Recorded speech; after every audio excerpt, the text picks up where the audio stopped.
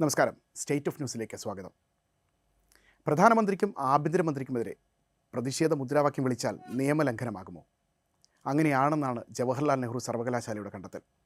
കഴിഞ്ഞ ദിവസം പ്രക്ഷോഭത്തിൽ പങ്കെടുത്ത വിദ്യാർത്ഥികൾക്കെതിരെ നടപടിക്കൊരുങ്ങുകയാണ് സർവകലാശാല. തിങ്കളാഴ്ച നടന്ന പ്രതിഷേധത്തിനെതിരെ പ്രധാനമന്ത്രി നരേന്ദ്രമോദിക്കും കേന്ദ്ര ആഭ്യന്തരമന്ത്രി അമിത്ഷായ്ക്കുമെതിരെ വിവാദ മുദ്രാവാക്യങ്ങൾ ഉയർന്നുവെന്നാണ് കണ്ടെത്തൽ. ജനുവരി 5 വൈകുന്നേരം നടന്ന സംഭവത്തിൽ രൂക്ഷമായ രാഷ്ട്രീയ പ്രതികരണങ്ങളാണ് ഉണ്ടായത്. പ്രധാനമായും BJP സംഘപരിവാർ അനുകൂല സംഘടനകൾ വിദ്യാർത്ഥികൾക്കെതിരെ രംഗത്തെത്തി.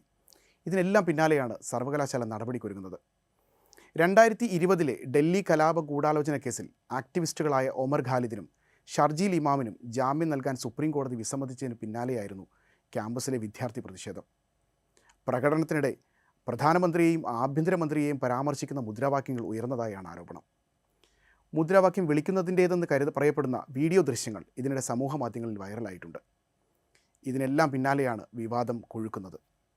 പ്രധാനമന്ത്രിക്കും ആഭ്യന്തരമന്ത്രിക്കും നേരെ ആക്ഷേപകരമായ മുദ്രാവാക്യങ്ങൾ ഉയർത്തിയ വിദ്യാർത്ഥികൾക്കെതിരെ കർശനമായ നടച്ചടക്ക നടപടി ഉണ്ടാകുമെന്നാണ് JNU അധികൃതർ തുടരെ വ്യക്തമാക്കുന്നത്. ഇതിനെല്ലാം പുറമെ വിദ്യാർത്ഥി പ്രക്ഷോഭത്തെ അപലപിച്ച് സർവകലാശാല രംഗത്തെത്തുകയും ചെയ്തിട്ടുണ്ടെന്നാണ് കൗതുകം. ജവഹർലാൽ നെഹ്റു യൂണിവേഴ്സിറ്റി സ്റ്റുഡൻസ് യൂണിയനുമായി ബന്ധപ്പെട്ട വിദ്യാർത്ഥികളാണ് പ്രതിഷേധിച്ചതെന്നും ഇവർക്കെതിരെ കേസെടുക്കണമെന്നും ആവശ്യപ്പെട്ട് സർവകലാശാലയുടെ സുരക്ഷാ വിഭാഗം നേരിട്ടാണ് പോലീസിൽ പരാതി നൽകിയിരിക്കുന്നത്. പിന്നാലെ സമൂഹമാധ്യമമായ എക്സിൽ പ്രധാനമന്ത്രിയുടെയും ആഭ്യന്തരമന്ത്രിയുടെയും കേന്ദ്ര വിദ്യാഭ്യാസ മന്ത്രിയുടെയും ഓഫീസുകളെ ടാഗ് ചെയ്ത് വിഷയത്തിൽ നടപടി ഉറപ്പാക്കുമെന്നും FIR ഇട്ടിട്ടുണ്ടെന്നും ബുധനാഴ്ച സർവകലാശാല പ്രസ്താവന ഇറക്കുന്നിടം വരെ കാര്യങ്ങളെത്തി. സർവകലാശാലകൾ നവീകരണത്തിൻ്റെയും പുതിയ ആശയങ്ങളുടെയും കേന്ദ്രങ്ങളാണ്.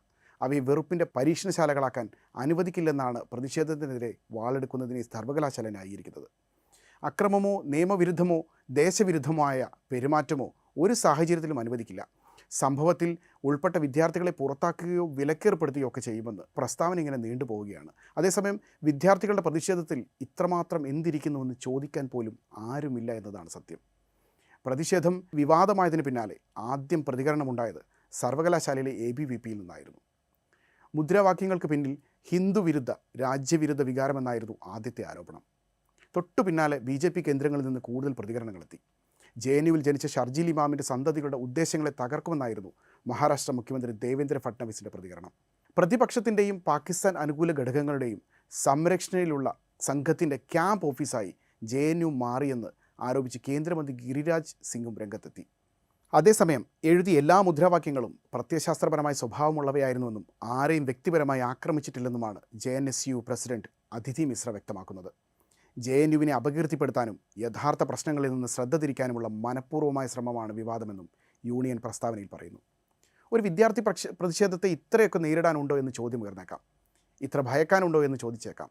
എന്നാൽ അടുത്ത കാലത്തായി JNU അടക്കം രാജ്യത്തെ പ്രമുഖ വിദ്യാഭ്യാസ സ്ഥാപനങ്ങളിൽ ഇങ്ങനെയൊക്കെയാണ് കാര്യങ്ങൾ. തയ്യാറാക്കി വെക്കുന്ന സിലബസ് വെള്ളം തൊടാതെ വിഴുങ്ങി പഞ്ചപുച്ഛമടക്കിയിരുന്നാൽ നിങ്ങൾക്ക് കൊള്ളാം എന്ന മട്ടിലാണ് പോക്ക്. കലാലയങ്ങളുടെ സർഗാത്മകതയ്ക്കും പ്രതികരണ സ്വഭാവത്തിനും മണികെട്ടുകയാണ് സർക്കാരും BJPയും.